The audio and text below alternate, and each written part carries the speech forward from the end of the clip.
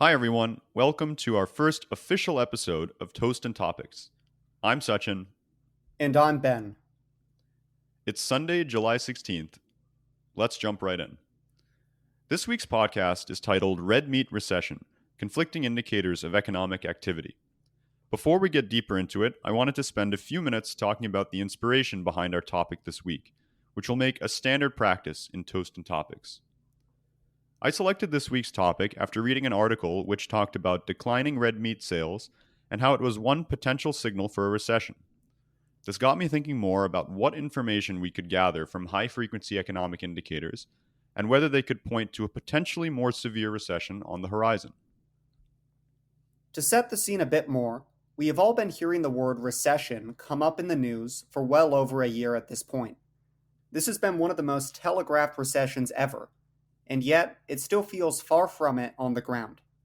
In fact, US GDP actually gained 1.1% in the first quarter of 2023, and the Atlanta GDP Now model is predicting another 1.7% rise in the second quarter. Why, then, do other indicators paint a mixed message? I think a good place to start is why even look at high frequency economic indicators in the first place?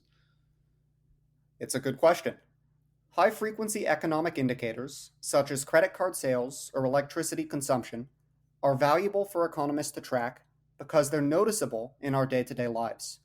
And they react quicker than other lagging indicators, such as unemployment. Trends that we see in high frequency data can often foreshadow changes in the underlying strength of an economy. The article we read talked about Costco's quarterly results from May 2023, where their CFO, Richard Galanti, highlighted a noticeable decline in red meat sales. Historically, declines in red meat sales have been associated with looming recessions. The reason is that it could be a potential signal that consumers are shifting their spending away from more expensive cuts of meat towards cheaper alternatives such as pork and poultry. In fact, stores such as Costco have noticed similar trends in prior recessions, such as in 1999, 2000, as well as 2008. As goods inflation has risen across the board, it is not altogether surprising that many lower income consumers are being priced out of certain higher end products on grocery shelves. However, I think it's important to acknowledge that this decline in red meat sales may also be affected by other factors, such as, for example, the rise of alternative meat products. Agreed, and I'm a big believer in not reading into any one indicator too much. It may in fact be the case that declining red meat sales is driven by other factors.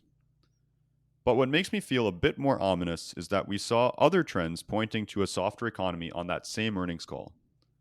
For example, the Costco CFO mentioned that their private label brands were seeing increased interest over name branded items, which again illustrates a shift in spending towards cheaper goods. Additionally, there was a dip in average daily transactions, down 4.2% worldwide and 3.5% in the US. Finally, they also saw fewer consumers making big ticket purchases, such as home furnishings and electronics, and that's likely due to greater uncertainty over their spending patterns and employment status moving forward. What's interesting is that despite these fears of a recession, there are other indicators that paint a different picture of the strength of the US consumer.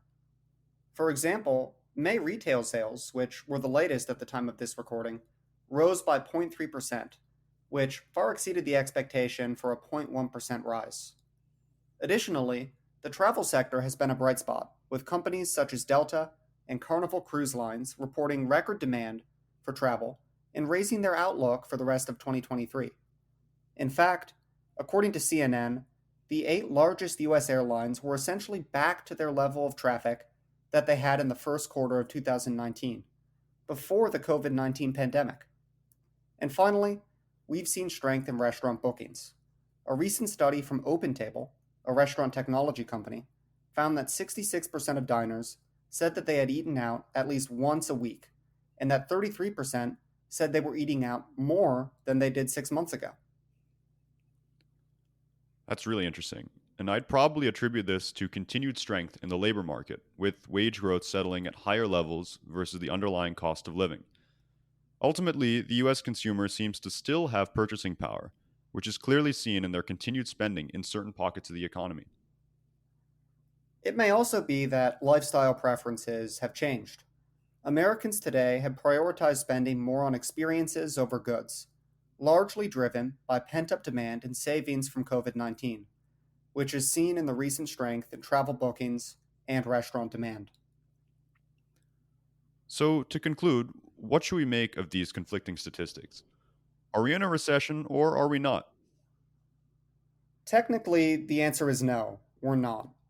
As of Q2 2023, we have had two consecutive quarters of GDP growth. And even in 2022, which had two consecutive quarters of GDP contraction, the underlying strength of the US economy, attested to by indicators such as manufacturing sales, industrial production, and job growth, prevented the National Bureau of Economic Research from declaring a recession. Yes, the consumer is showing signs of weakness in some areas, but by no means does that indicate that the consumer is weak. What we do know is that this debate isn't necessarily settled, and that economists all over the world will be looking at a broad range of indicators, including some of the ones we mentioned today, to gain more clarity on the complex state of the consumer. Thank you all for joining us today, and we'll see you again in 2 weeks where we will discuss the economic picture in China as it fully adjusts to the realities of post pandemic life. If you like what you heard, please rate and follow us on Spotify as it helps more people find our podcast.